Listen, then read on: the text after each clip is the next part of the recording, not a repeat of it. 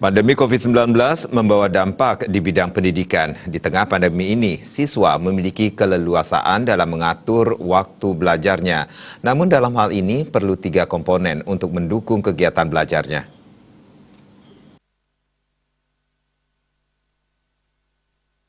Masa pandemi COVID-19 tentunya telah membawa perubahan besar dalam hidup ini. Perubahan ini tidak hanya bersifat negatif namun juga positif. Perubahan yang bersifat positif ini yaitu siswa memiliki keleluasaan dalam mengatur waktu kegiatan belajarnya.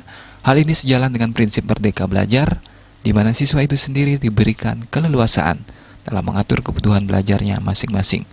Namun merdeka belajar di masa pandemi ini tidak hanya bisa didukung oleh guru semata, tapi juga 3 komponen pendidikan yaitu orang tua, masyarakat, dan sekolah. Masa pandemi COVID-19 tentunya telah membawa perubahan besar dalam kehidupan kita selama ini.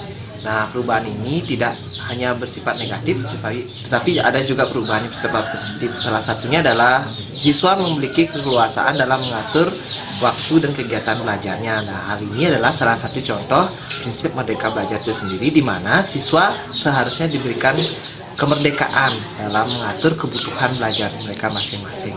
Namun, keberhasilan merdeka belajar di masa pandemi ini tidak bisa didukung oleh guru semata, tapi juga harus didukung oleh 3 komponen pendidikan, yaitu orang tua, masyarakat, dan sekolah itu sendiri.